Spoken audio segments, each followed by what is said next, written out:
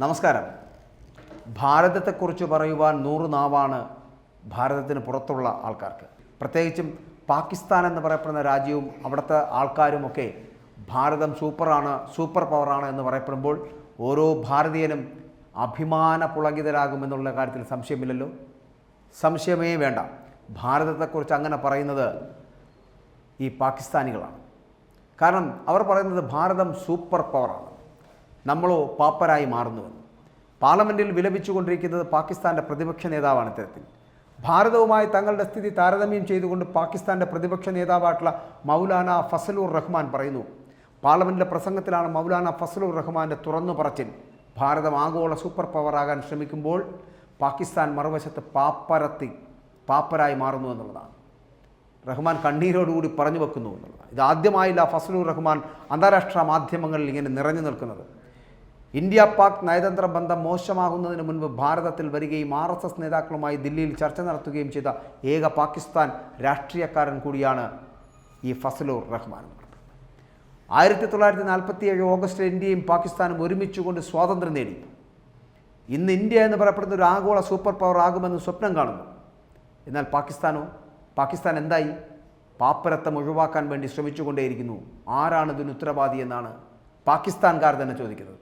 അദൃശ്യ ശക്തികൾ തിരശ്ശീലയ്ക്ക് പിന്നിൽ നിന്ന് തീരുമാനങ്ങൾ എടുക്കുകയും തിരഞ്ഞെടുക്കപ്പെട്ട ഉദ്യോഗസ്ഥരെ വെറും പാവകളാക്കി മാറ്റുകയും ചെയ്യുന്നതാണ് രാജ്യത്തിൻ്റെ ഈ ദുരവസ്ഥയ്ക്ക് കാരണമെന്ന് കേണു പറയുകയാണ് പാകിസ്ഥാനികൾ. ജനാധിപത്യത്തെ വിൽപ്പനച്ചരക്കാക്കുകയാണ് ഈ സർക്കാരുകൾ.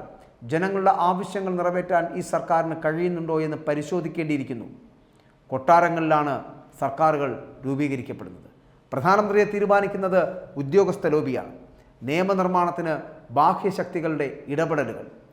ഇതൊക്കെ എത്ര കാലം ഇങ്ങനെ തുടരും? അരക്ഷിതാവസ്ഥയിലൂടെ നീങ്ങുന്ന ഒരു രാജ്യത്തെ എങ്ങനെ മുന്നോട്ട് നയിക്കണമെന്ന അറിവില്ലാത്തവരാണ് ഇവിടുത്തെ ഭരണത്തിലിരിക്കുന്നത് എന്ന് കരഞ്ഞു പറയുകയാണ് ഈ പാകിസ്ഥാനി. ഇത് വലിയ ആശങ്ക സൃഷ്ടിക്കുന്നുണ്ട് എന്ന് ഫസലുർ റഹ്മാൻ പറഞ്ഞു വെക്കുന്നു.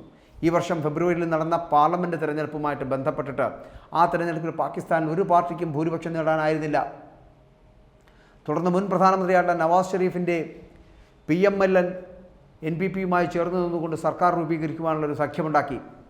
കൂടാതെ പാകിസ്ഥാൻ ഇപ്പോൾ വളരെ വലിയ സാമ്പത്തിക പ്രതിസന്ധിയിലൂടെ കടന്നുപോയിക്കൊണ്ടിരിക്കുന്ന ഒരു സ്ഥിതിവിശേഷമാണ്. പാകിസ്ഥാൻ എന്തുകൊണ്ടാണ് 1947 ശേഷം ഇന്ത്യയെപ്പോലെ അല്ലെങ്കിൽ ഭാരതത്തെ പോലെ സൂപ്പർ പവർ ആകാൻ കഴിയാതായി പോയത് എന്ന് ഓർത്ത് കരയുകയാണ് ആ പാകിസ്ഥാൻ ജനത. പാകിസ്ഥാനിലും ഇതേ ജനാധിപത്യം തന്നെയാണ്. പക്ഷേ ആ ജനാധിപത്യത്തെ കൈയാളുന്നത് അവിടുത്തെ പട്ടാള ഭരണ മേധാവികളാണ്, അവിടുത്തെ ഉദ്യോഗസ്ഥ വൃന്ദമാണ്. ഉദ്യോഗസ്ഥർ തീരുമാനിക്കുന്നവരാണ് അവിടുത്തെ പ്രധാനമന്ത്രിമാരാകുന്നത്. പ്രധാനമന്ത്രിമാർ നടപ്പിലാക്കേണ്ട കാര്യങ്ങൾ നടപ്പിലാക്കുന്നത് അവിടുത്തെ ഈ ഉദ്യോഗസ്ഥ വൃന്ദങ്ങളുമാണ്. അല്ലെങ്കിൽ പട്ടാളത്തിൻ്റെ കൈപ്പിടിയിലേക്ക് ഒതുങ്ങിപ്പോകുന്ന ജനാധിപത്യ സംവിധാനങ്ങളായി തരംതാണു പോവുകയാണ് പാകിസ്ഥാൻ സംവിധാനങ്ങൾ, പാകിസ്ഥാൻ ജനാധിപത്യം എന്ന് പറയപ്പെടുന്നത്. ജനങ്ങൾക്ക് സുരക്ഷിതത്വം കൽപ്പിക്കാൻ കഴിയാതെ മനസ്സും ശരീരവും മറ്റുള്ളവർക്ക് വേണ്ടിയോ മറ്റാർക്കോ വേണ്ടിയോ കരുതി വെച്ചതുപോലെ ആയിപ്പോകുന്ന ഒരു രാജ്യമായി പാകിസ്ഥാൻ മാറുന്നു. പാകിസ്ഥാൻ തീവ്രവാദികളുടെ ഇടമായി തീരുന്നു. ലഷ്കർ-e-തോയ്ബ അടക്കമുള്ള ഈ തീവ്രവാദ ബന്ധമുള്ള തീവ്രവാദികൾക്ക് അനുകൂലമായി നിൽക്കുന്ന ഒരു രാജ്യമായി, അവരുടെ സുരക്ഷിത താവളമായി പാകിസ്ഥാൻ മാറിയപ്പോഴാണ് ഈ പറഞ്ഞ പാപ്പരത്വം അവരെ വേട്ടയാടിയതെന്ന് പറയട്ടെ. ഭാരതം പക്ഷേ സൂപ്പർ പവറായി മാറുന്നത് എന്തുകൊണ്ടാണ്? ഭാരതം വികസനത്തിൽ നിന്ന് വികസന കുതിപ്പിലേക്ക് കുതിക്കുമ്പോൾ, 5ാമത്തെ സാമ്പത്തിക ശക്തിയായി വളരുമ്പോൾ അത് നോക്കി നിൽക്കാൻ മാത്രമാണ് ഈ പാകിസ്ഥാനെപ്പോലുള്ള രാജ്യത്തിന് കഴിയുന്നത് എന്നുള്ളത് കണ്ണീരോടുകൂടി തന്നെയാണ് പാകിസ്ഥാനികൾ ഇപ്പോഴും പറഞ്ഞുകൊണ്ടിരിക്കുന്നത്. കാരണം 5ാമത്തെ സൂപ്പർ പവറായ 1947 ഒരേ സമയം സ്വാതന്ത്ര്യം നേടിയ 2 രാജ്യങ്ങളിൽ ഒന്ന് 5ാമത്തെ സാമ്പത്തിക ശക്തിയായി വളരുന്നത് കാണേണ്ടി വരുന്നു എന്നുള്ളത് പാകിസ്ഥാനികൾ കണ്ണീരോടുകൂടി പറയുന്നു. ഞങ്ങൾക്കും വളരേണ്ടതല്ലേ? ഞങ്ങളുടെയും വികസന സ്വപ്നങ്ങൾ ഉണ്ടാകേണ്ടതല്ലേ? ഞങ്ങളുടെ രാജ്യവും അങ്ങനെ വികസന സ്വപ്നങ്ങളിലൂടെ മുന്നോട്ട് പോകേണ്ടതല്ലേ? പക്ഷേ പാകിസ്ഥാന് വേണ്ടി വാദിക്കുവാനോ പാകിസ്ഥാനിൽ ജനാധിപത്യ സംരക്ഷണം നടത്തുവാനോ ഒരു പാകിസ്ഥാനിക്ക് കഴിയുമോ? ഒരു പാകിസ്ഥാനിക്ക് പോലും അത്തരത്തിൽ ആ പാകിസ്ഥാൻ എന്ന് പറയപ്പെടുന്ന രാജ്യത്തെ ഉയർത്തിക്കൊണ്ടുവരുവാൻ കഴിയുന്നില്ല എന്നുള്ളതാണ്. അവിടുത്തെ ഉദ്യോഗസ്ഥ മേധാവികളും പട്ടാള മേധാവികളുമാണ് ജനാധിപത്യത്തെ കശാപ്പ് ചെയ്യുന്നത് എന്ന് പറയേണ്ടി വരുന്നു.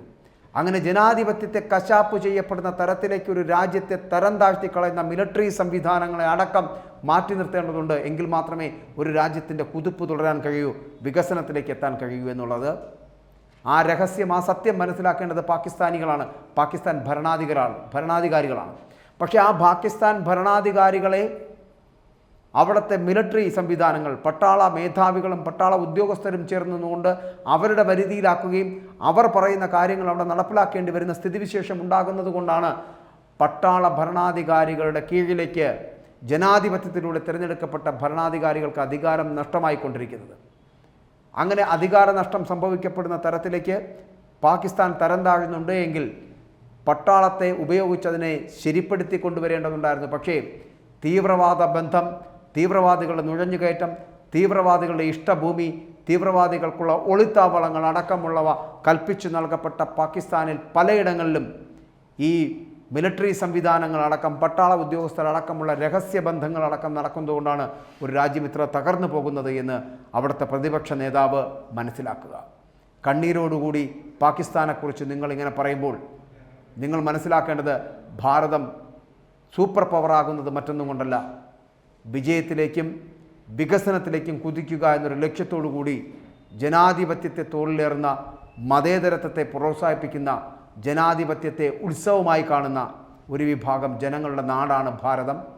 അത് നിങ്ങൾ അനുഭവിച്ചറിയേണ്ടതാണ്.